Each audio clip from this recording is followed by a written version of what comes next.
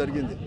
ఈరోజు ఈ రాష్ట్రంలో ఆ రోజు జగన్మోహన్ గారు ముఖ్యమంత్రిగా ఉన్నప్పుడు సచివాలయ ఉద్యోగులు 1,35,000 ఫిలప్ చేసింటే అంతకంటే కూడా ఎక్కువ ఉద్యోగాలు ఇస్తానని చెప్పేసి దాదాపుగా కూడా 5 లక్షల పైన కూడా అందరికి కూడా ప్రతి సంవత్సరం కూడా 4 లక్షల ఉద్యోగం కూడా ఫిలప్ చేసి మొత్తం 20 లక్షల ఉద్యోగాలు కూడా ఇస్తామని చెప్పేసి అధికారంలో రావడం జరిగింది.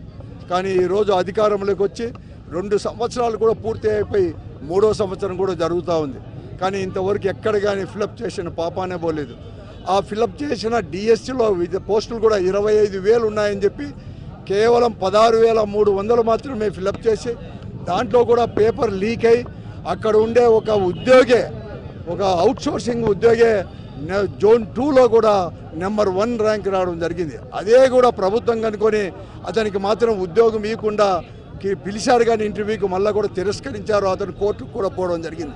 ఇంతవరకు అఫిడవిట్ కూడా ఫైల్ చేయలేదు. అలాగే ఈరోజు స్పోర్ట్స్ కోటాలో కూడా అనర్హులకంతా కూడా స్పోర్ట్స్ కోటా కింద ఇవ్వడం జరిగింది.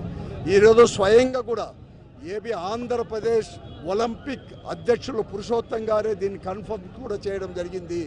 స్పోర్ట్స్ కోటాలో అనేకమైన అవకతవకలు జరిగాయని చెప్పేసి కాబట్టి లేకుండా 15 లక్షలకు 20 లక్షలకు అని చెప్పి మన జిల్లాలోనే గుంటకల్లో ఒక ప్రభావతి అనే ఈమె ఎవరో కూడా కాదు, తెలుగుదేశం పార్టీ నాయకుడు చిన్న పెద్దన్న గారి యొక్క కుమార్తె కూడా.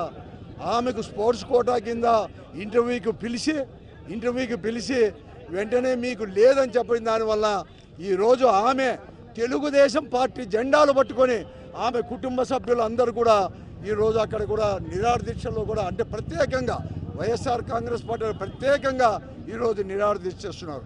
అలాగే కదిరిలో కూడా ఒక ఆంజనేయులని ఒక కన్ను పూర్తిగా బ్లైండ్ 40% కూడా ఉంది. ఆమెను కూడా ఇంటర్వ్యూకి పిలిచి ఆయన్ని కూడా రిజెక్ట్ చేసి మళ్ళా ఎగ్జామిన్ చేయమని చెప్తే డాక్టర్లు మళ్ళీ కూడా 40% ఉందని చెప్పి కన్ఫర్మ్ చేసినా కూడా ఇవ్వలేదు. ఇంతకంటే సాక్ష్యాలు ఇవ్వాల్సిన అవసరం కూడా లేదు. ఇలాగ అంతా కూడా చేశారు. అందుకోసమే లోకేష్ గారు రాజీనామా చేసి సిబిఐ ఎంక్వైరీ జరగాలి. అలాగే నిరుద్యోగ భృతి కూడా ఇస్తామని చెప్పారు 3,000. ఈరోజు దాదాపుగా కూడా 25 నెలలు కూడా పూర్తి అయింది. 26 నెలది గడుస్తూ ఉంది. కాబట్టి ఒక్కొక్క నిరుద్యోగి 75,000 కూడా ఈరోజు బాకీ కూడా పడింది. ఈరోజు ఈ ప్రభుత్వం కూడా కాబట్టి వెంటనే చెల్లించాలని చెప్పేసి తర్వాత నిరుద్యోగ వృత్తితో పాటు ఫీజు రియంబర్స్మెంట్ విద్యార్థుల యొక్క భవిష్యత్తును నిర్ణయించేది. ఈరోజు కార్పొరేట్ ఇంజనీరింగ్ కాలేజీలు కావచ్చు, ఇవన్నీ కావచ్చు, మీరు కన్నా ఫీజు మీరైనా కట్టండి, ప్రభుత్వంతో అయినా కట్టించుకోండి, లేకుంటే మీకు మా సర్టిఫికేట్ కూడా ఇవ్వమని చెప్తా ఉన్నారు.